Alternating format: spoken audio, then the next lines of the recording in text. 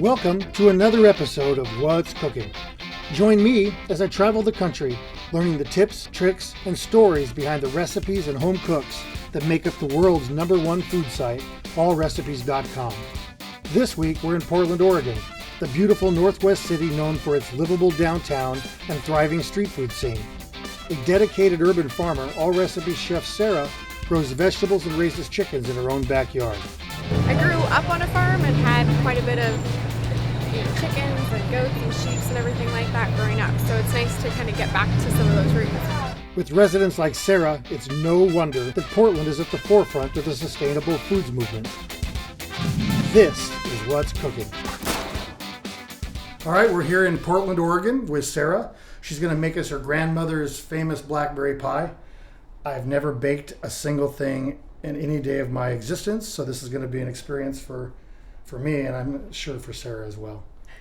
So where do I start? To make the pie crust, you mix together the salt, sugar, and flour into a mixing bowl and cut 1.5 sticks of butter into small cubes. Okay, and then you can start adding the butter in, and you can use this to cut the butter in. Have you used one of those before?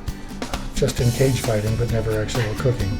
Okay, and you'll want to do that till you get like a nice crumbly mixture. You don't want butter pieces larger than like the size of a pea or a dime or anything like that. Why are we here doing this recipe today? What's special about your grandma's Blackberry Pie? Well, she's been making it for me and my sister since we were little kids, and I always loved it because we like to make a giant mess. Oh, you normally make a giant mess? Yeah, it seems like, flour goes everywhere, everything like that. Thanks, so we'll be cleaning that up later.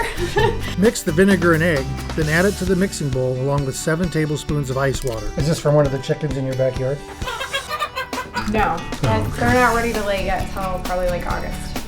I did wash my hands after I caught the chicken. Split the ball of dough into 2 halves. One will be for the top crust and the other will be for the bottom.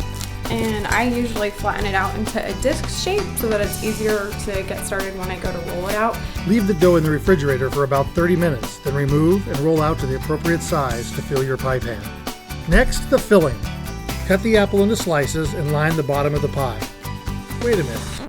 Apples in a Blackberry pie? Well, this is my grandma's Blackberry Pie, and she did make the rules on this. So with that, she says that she always puts the apples in the bottom because it helps soak up some of the juices from the blackberries. If you have really ripe blackberries and ripe apples, you'll have more pectin in the fruit. So then that way it will actually... Pectin? Yeah, pectin. When you're making jelly or jam or anything like that, you add pectin to it to help thicken it, and it's just naturally occurring in fruits. I didn't know that. Today's word of the day is pectin.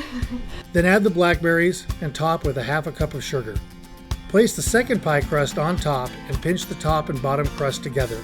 Finally, sprinkle some water and sugar on top and poke some holes to allow steam to escape. Then, pop it in the oven. When the top is a light golden brown, remove it from the oven and voila! Grandma's Blackberry Pie. Alrighty, so your pie is finished. Right. So you can see it's pretty runny, so I don't know if she's all that accurate about her apples soaking up the juice, but it does taste really good, and still can't have a blackberry pie without them. Very, very good. I did good. My first pie. We did good, actually. I guess if there was one thing you wanted to tell Allrecipes members on site, what would you tell them? Just to try it. There's a ton of recipes on the website that are phenomenal that if I didn't just decide to try something different for a change, I never would have been able to enjoy it because there are a lot of things that I probably wouldn't have thought I would enjoy, but I definitely did. So there you go. Thank you, Sarah, and thank you, Portland. Join us next time as we head to another city and another kitchen to see what's cooking.